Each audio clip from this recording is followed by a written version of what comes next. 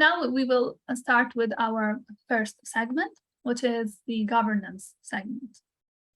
And for this, our first guest is Mr. R.K. Pandey. I really welcome Mr. R.K. Pandey, member, National Highway Authority of India, and thank him for joining us. Mr. Pandey joined the Ministry of Roads, Transport and Highways as an assistant executive engineer in 1986. Having spent almost 36 years in the field, he has worked in various positions in the ministry.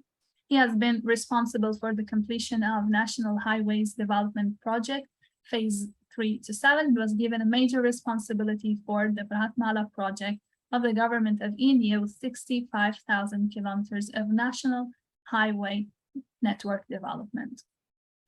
Mr. Pandey, welcome you again, and the floor is yours.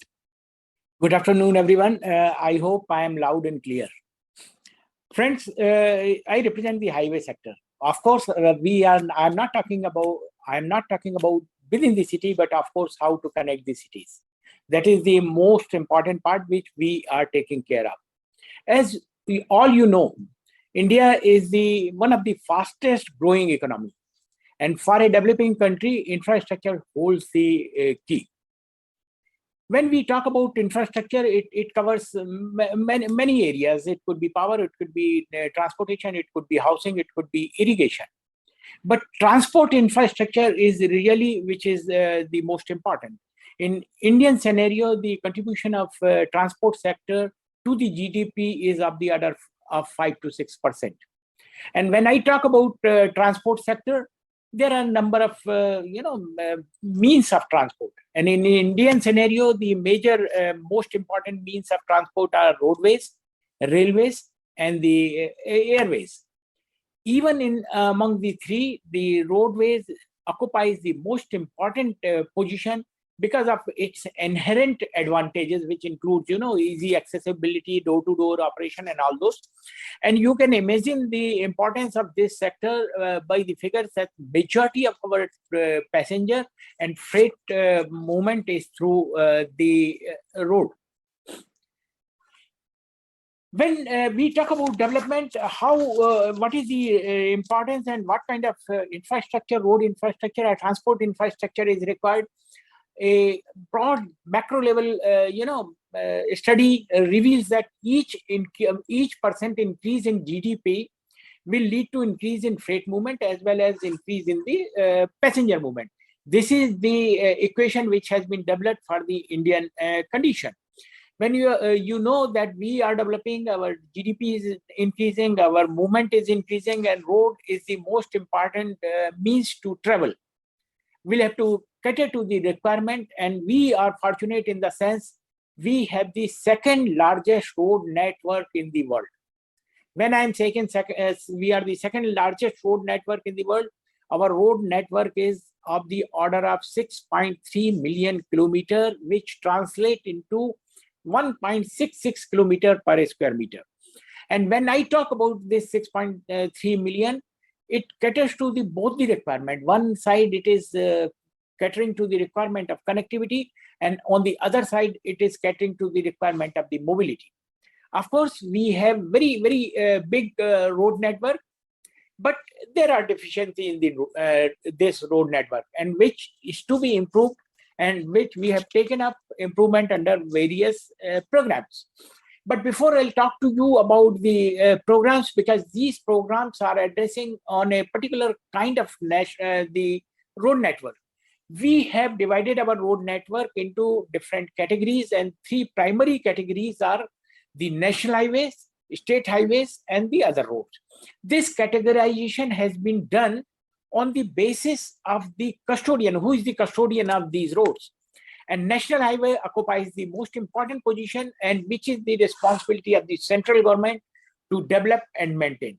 The Bharatmala Pariyojana are national highway development projects. All those projects were related to the national highways. If we see in terms of the quantum or the length of the national highway, of course, it is, out of 6 million, it is only 0.115 million kilometers. But really speaking, though it is less than the 2% of the total road network, but basically it carries the majority of the traffic. This less than 2% of the road network, it carries more than 40% of the total traffic plying on the road. And central government, who is custodian or the responsible for its development and maintenance, take up the work with the assistance of the state government, border road organization, and National Highway Authority of India.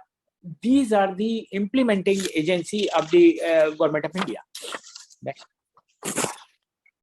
You know, when we'll have to take up such a large program, for a developing country, the availability of the resources is the prime concern.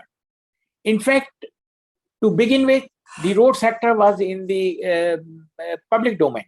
It is the responsibility of the government to plan a road, to develop a road, and to operate a road. Over a period of time, initially what we did is designing part was outsourced, and we started utilizing services of the consultants. Thereafter, the even supervision was outsourced and given it to the supervision consultant, the independent engineer, the authority engineer, and government just left it to the sector outside the government to look after these things. But really, the private sector was involved when we started in a big way of development of our roads on the built, operate, on transfer basis. And today, we are developing our roads by adopting a mixed kind of financing, which include private sector financing and funded by the public funds. Next. These are the main source of funding. Number one, the funds for development of national highway comes from the budgetary resource. For giving dedicated source of fund for development of the national highways, we are imposing cess on diesel and petrol. And this cess is allocated, a portion of this cess is allocated back to the, for development of the roads. Then, as I said, we are developing roads through the private sector participation, but invariably we have a rule wherein after developing a road, we collect user fee, which is called toll. So toll is one of the major components which supports us in taking up further development. Not only the internal resources, we are seeking the assistance of the external agency. It could be JICA, World Bank, or the ADB for developing our roads. Not only the external agency, even within the country, we are borrowing money from the funding agencies and utilizing those funds for development of the road. And recently what we have added is asset recycling. What is asset recycling? What we have done is we have developed number of roads through public funds which are being tolled, and we are monetizing those roads and getting money for taking up development in other part of the road infrastructure. The biggest and most ambitious program which we have launched now is called Bharatmala. You might have heard about Bharatmala. This is the program which is launched sometime in 2017, which it has a very large canvas. But before going into the magnitude of this program, let me just quickly tell you how we have conceptualized this particular project or program. Over a period of time, we have developed our capacity in terms of data collection and data analytics. We have origin and destination studies for 600 districts within the country. We know from which part of the country, what kind of material is being transported to which part of the country. Number two, we have a lot of data on the automated survey stations. We collect traffic data on the existing national highway. We have data in terms of the different kind of vehicles which we have. Number three, we have imageries for showing us the operation of the existing road, which identifies where are the problem issues, where the traffic is getting halted.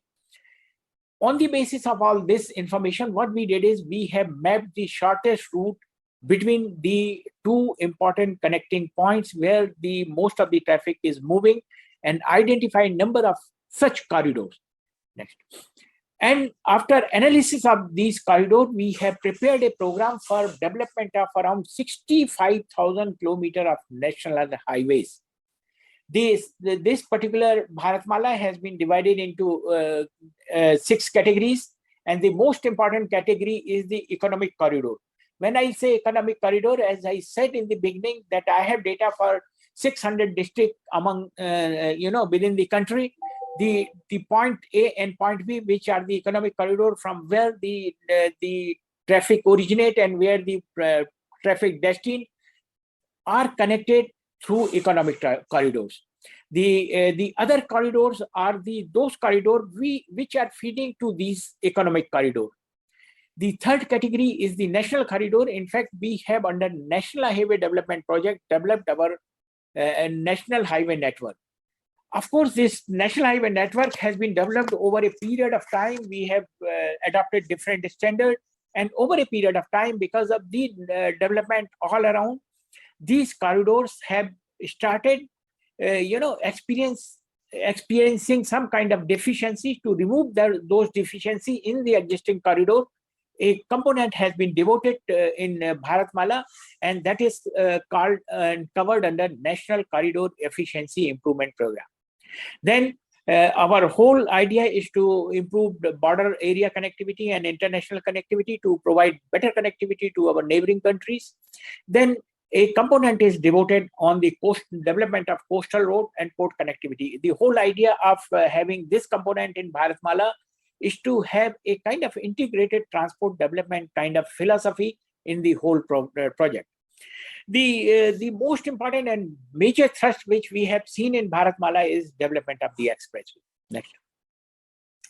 This particular map, if you see the map of the country, you will find that the network now it has covered each and every part of the country. It is very difficult for me to go into the nitty-gritty of this because of the limitation of the size, but this is available in the presentation, which you can zoom and see it. Next. What is different in Bharatmala? How it is different from the earlier program?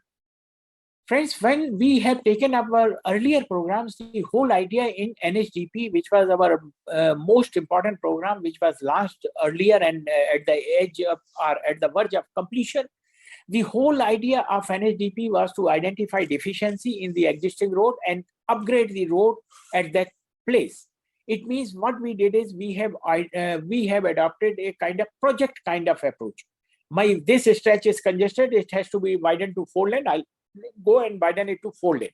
But what it was lacking is the corridor approach. What it was lacking in the whole idea of NHDP was to develop the existing corridor. We didn't thought about development of the new corridors or the greenfield corridor.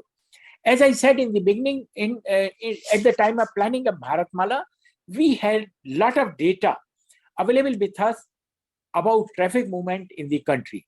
So in Bharatmala, our whole idea was to develop those corridors which are on the basis of the life cycle cost analysis are the cheapest. When I'm saying whole life cycle cost analysis, it comprises of cost of land acquisition, cost of construction, cost of operation, and cost of even cost of vehicle operation. As a result, our whole emphasis in Bharatmala is to develop greenfield corridors.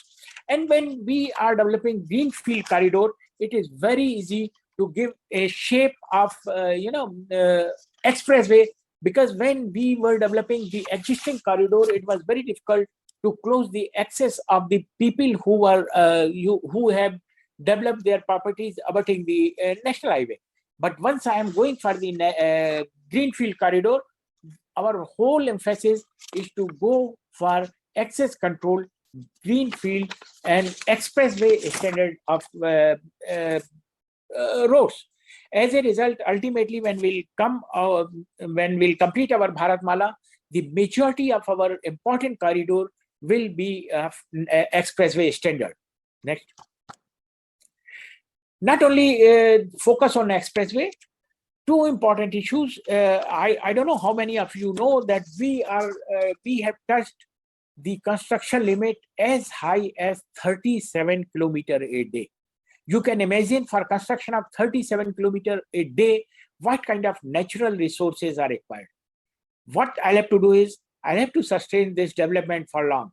So we are open and we are adopting all kind of new technology which are sustainable, which are environment friendly, or which are leading to reduction in carbon emission. Number 3 is the user satisfaction. In fact, we are building roads for the road user. They are paying toll for that. And it is our responsibility to see to it. It is not only good road, we are providing them all kind of information what a user is expected to know while traveling and making his movement safer one, faster one, and quicker one. Next. Thank you very much. This is from my side. If you have any question, because Bharatmala itself is a big topic. If you have any question, you feel free to ask me. I'll try to answer it. Thank you.